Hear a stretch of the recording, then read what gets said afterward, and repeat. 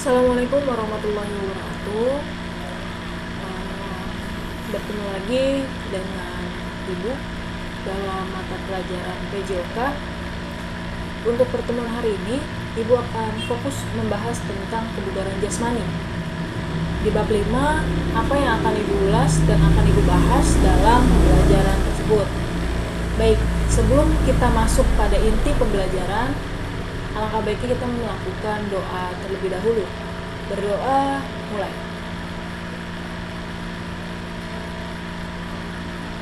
Berdoa selesai. Oke, kita masuk kepada inti pembelajaran dari kebugaran jasmani.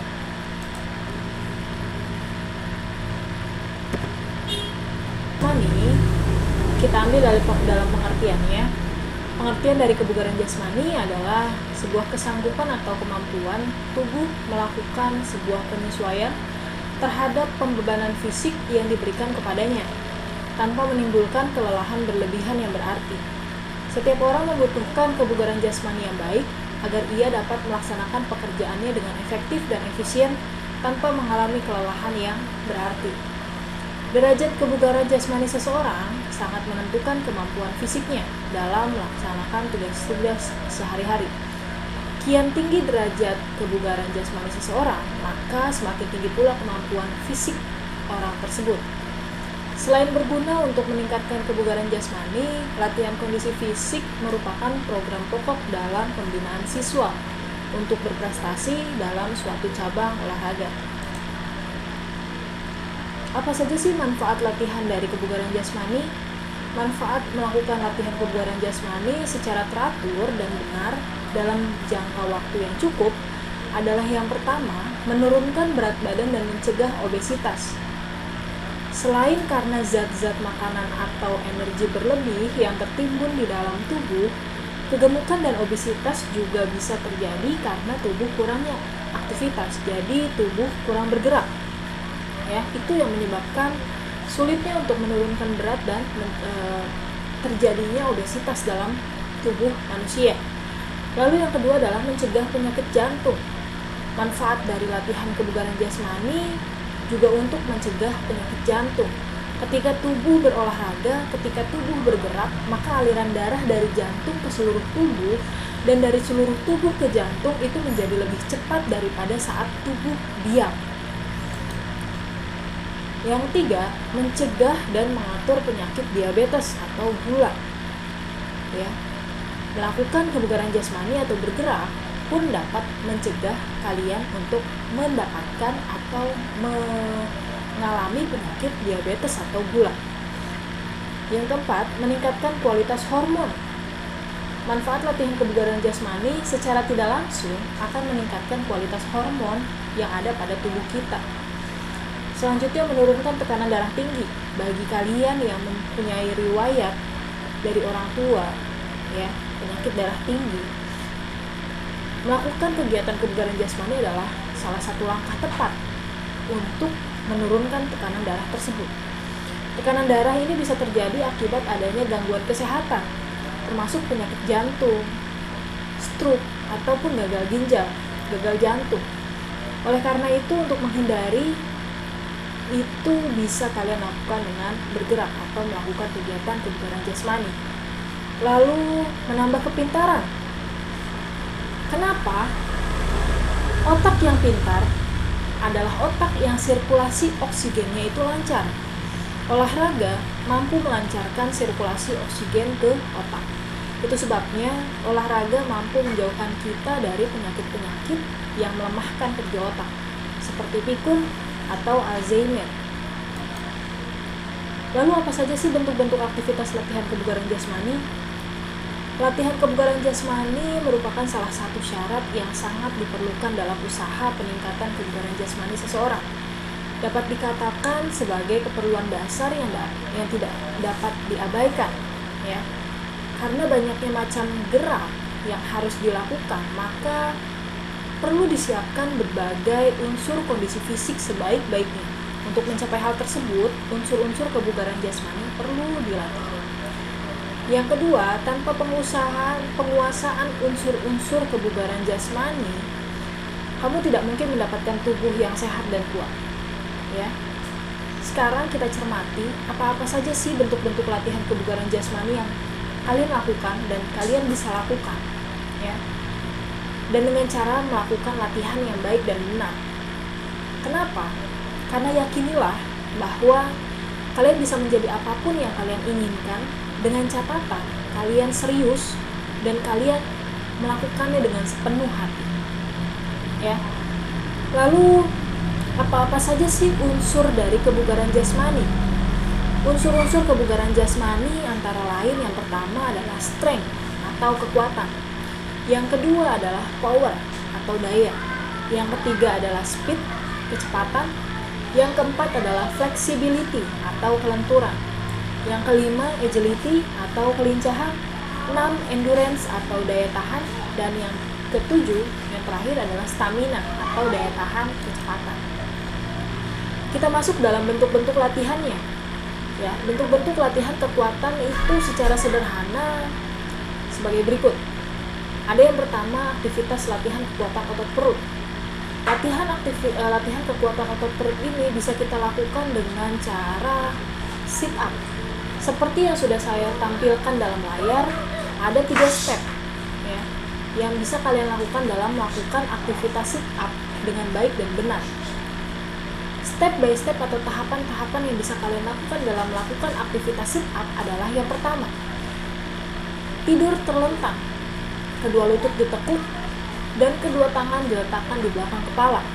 Step yang kedua, angkat badan ke atas hingga pada posisi duduk.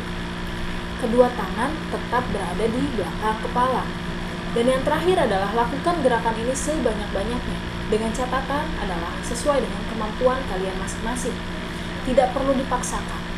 Dan pada kondisi rileks, tanpa beban, tanpa paksaan, dan lain sebagainya. Oke? Yang kedua adalah aktivitas latihan kekuatan otot kedua lengan. Nah, untuk aktivitas latihan kedua otot lengan bisa kalian lakukan itu dengan cara latihan push up. Seperti apa pelaksanaannya? Seperti yang sudah saya tampilkan dalam layar, ada 2 contoh gerakan tubuh. Ya. Step by stepnya adalah yang pertama, posisi tidur terlungkup. Lalu, kedua kaki rapat, lurus ke belakang, ujung kaki bertumpu pada lantai. Yang kedua, kedua telapak tangan di samping dada, jari-jari tangan menunjuk ke depan dan kedua siku ditekuk. Yang ketiga, angkat badan ke atas hingga kedua tangan lurus. Badan dan kaki merupakan garis lurusnya. Yang keempat, kemudian badan diturunkan kembali dengan jalan membengkokkan kedua siku, badan dan kedua kaki tetap lurus dan tidak menyentuh lantai.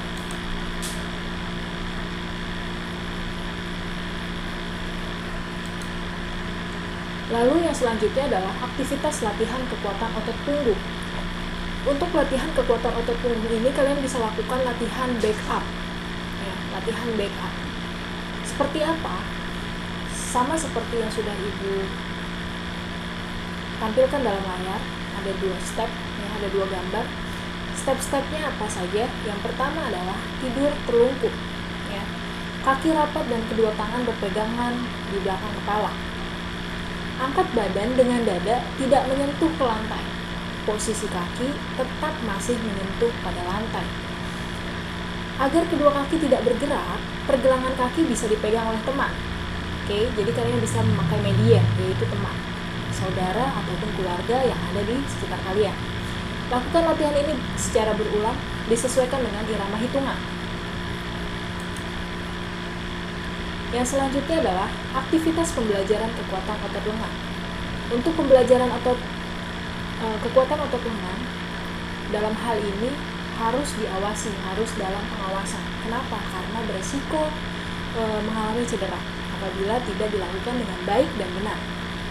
Seperti yang sudah saya lampirkan dalam layar gambar, ya, kita bisa lihat step by stepnya. Yang pertama adalah sikap jongkok. Kedua kaki sedikit merapat, kedua tangan lurus berada di antara kedua paha dekat lutut. Ya. Telapak tangan terbuka dan bertumpu pada lantai. Sentuhkan paha ke bagian dalam dekat siku tangan Angkat kedua kaki ke atas secara perlahan-lahan hingga lepas dari lantai. Siku dapat berfungsi sebagai penahan pada paha. Pertahankan sikap seperti ini selama 5-8 detik dan lakukan ini secara berulang. Ingat, untuk melakukan aktivitas ini harus dalam pengawasan. Yang selanjutnya, aktivitas pembelajaran kekuatan otot tungkai. Naik turun bangku. Untuk latihan aktivitas ini, bisa kalian pakai media alat, ya, seperti bangku. Step by step-nya seperti apa? Pertama, berdiri menghadap ke arah bangku yang akan digunakan untuk turun dan naik. Setelah ada aba-aba, naiklah ke atas bangku, lalu kemudian turun kembali. Pada waktu melakukan turun naik, saat satu kaki harus menempel di atas bangku, ya, salah satu kaki harus menempel di atas bangku atau di lantai. Tidak boleh melakukan gerakan melompat ke atas atau ke bawah. Oke, tidak ada lompatan. Yang terakhir adalah lakukan ini dilakukan berulang-ulang selama 3 menit terus-menerus tanpa berhenti. Ya. Jadi pada saat melakukan aktivitas kegiatan kekuatan otot tungkai naik turun bangku, untuk kaki tidak dalam posisi jinjit atau jingke. Ya. Pada saat menapak bangku atau lantai, posisi kaki benar-benar menapak, ya, menapak penuh, menapak seutuhnya. Oke. Selanjutnya, kita beralih ke aktivitas pembelajaran daya tahan otot. Apa sih daya tahan otot? Daya tahan otot adalah sebuah kemampuan otot-otot untuk melakukan tugas gerak yang membebani otot dalam waktu yang cukup lama. Salah satu bentuk latihan daya otot adalah latihan weight training atau latihan beban, ya. Latihan beban ini bisa dengan alat dan tanpa alat. Bentuk-bentuk latihan yang daya tahan otot secara sederhana antara lain sebagai berikut. Yang pertama, aktivitas pembelajaran daya tahan otot lengan dan bahu. Untuk melakukan aktivitas daya tahan otot lengan dan bahu, kalian bisa menggunakan media teman, saudara, ataupun keluarga. Step by step atau tahapan-tahapan yang harus kalian lakukan yakni, yang pertama adalah latihan dilakukan dengan cara berjalan, dengan menggunakan kedua lengan dan kedua kaki dipegang oleh salah seorang teman. Lakukan latihan ini berulang secara bergantian dengan teman. Jarak yang ditempuh cukup 15-20 meter saja.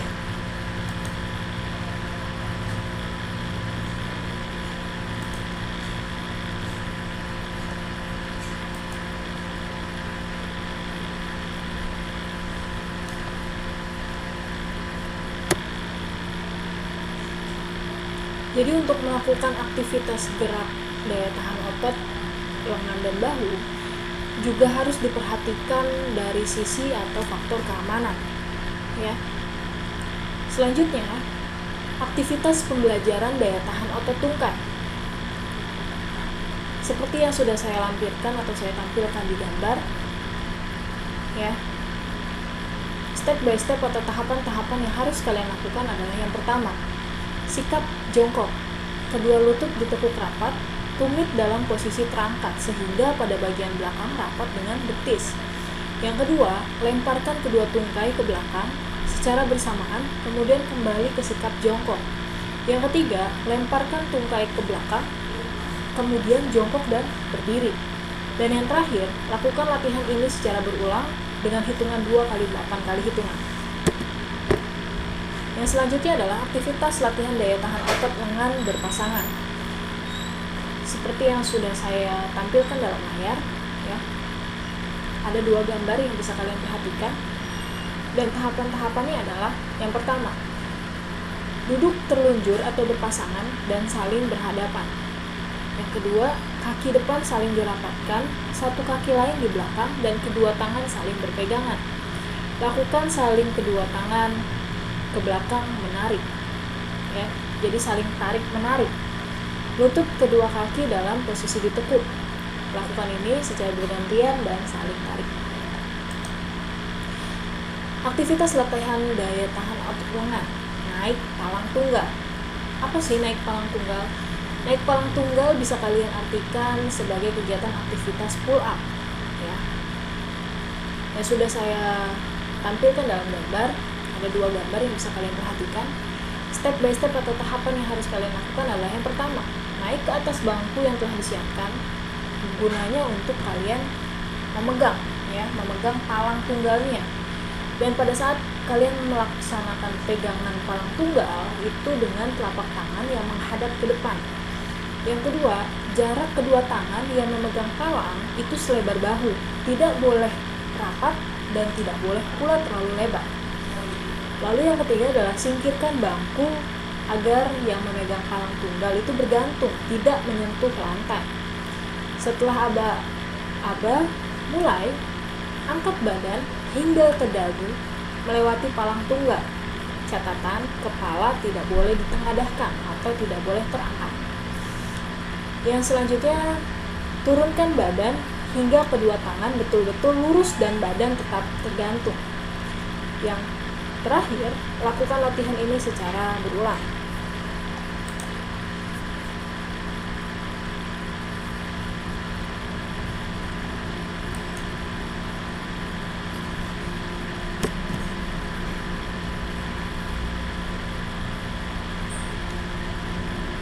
Untuk melakukan kegiatan latihan naik palang tunggal, tetap harus dalam pengawasan ya.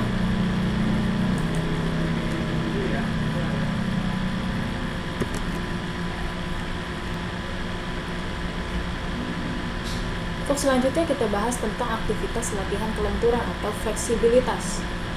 Apa sih kelenturan flexibility? Flexibility adalah luas gerak persendian atau kemampuan seseorang untuk menggerakkan anggota badan pada luas gerak tertentu pada suatu persendian. Kelenturan dapat ditingkatkan dengan bentuk aktivitas pembelajaran mengayun, memutar, dan memantul-mantulkan atau menggerak-gerakkan anggota tubuh. Apa manfaat dari aktivitas pembelajaran kelenturan? Kelenturan adalah sebuah keleluasaan atau kemudahan gerak, terutama pada otot-otot persendian. Aktivitas pembelajaran kelenturan atau fleksibilitas bertujuan agar otot-otot pada sendi tidak kaku dan dapat bergerak dengan leluasa tanpa ada gangguan yang berarti. Bentuk gerakan pada aktivitas pembelajaran kelenturan tentunya harus disesuaikan dengan sifat dan bentuk dari gerak persendian tersebut.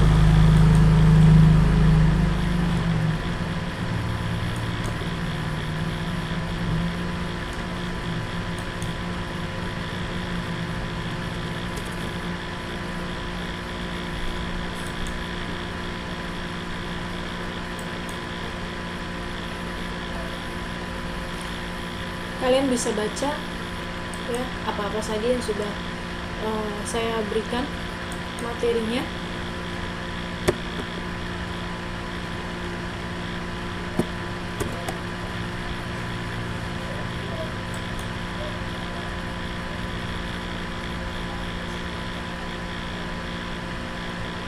Nah, ini untuk bentuk-bentuk dari latihan kelenturan.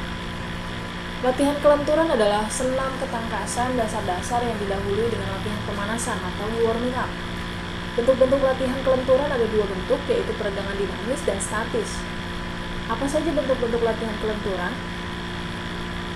Aktivitas latihan peregangan dinamis terlebih dahulu.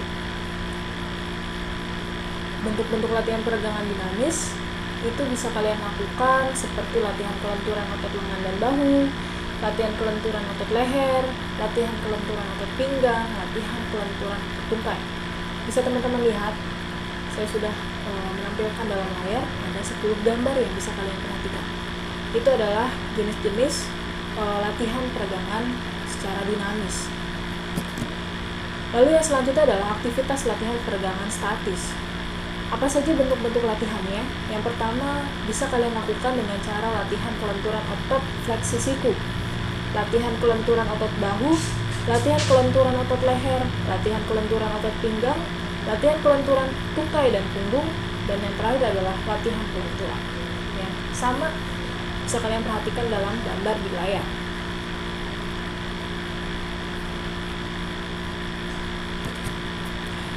Baik, jadi itu untuk pertemuan yang pertama atau part 1 untuk kebugaran jasmani. Jadi kita akan bertemu lagi di pertemuan selanjutnya di part 2 ya, masih tentang kebugaran jasmani. Jadi akan kita bahas dan kita ulas lagi lebih dalam, ya. Jadi catatan dari saya adalah tetap jaga kondisi kesehatan, tetap juga dengan bergerak, ya. Lakukan di pagi hari ataupun sore hari, lakukan dikala kalian memiliki waktu yang luang. Tidak perlu dengan waktu yang panjang, yang singkat namun berkualitas, itu yang lebih utama. Oke? Tetap jaga kondisi kesehatan, ikuti protokol kesehatan yang sedang diterapkan saat ini dalam aturan tatanan hidup baru, adaptasi tatanan hidup baru. Jadi tetap jaga kondisi tubuh, pikiran, ya. Catatan, apa-apa yang sudah saya sampaikan dicatat, ya. Dan saya berharap bahwa apa-apa yang sudah saya sampaikan di part 1 ini terdapat di dalam catatan kalian. Mungkin itu saja yang bisa saya sampaikan. Terima kasih. Wassalamualaikum warahmatullahi wabarakatuh.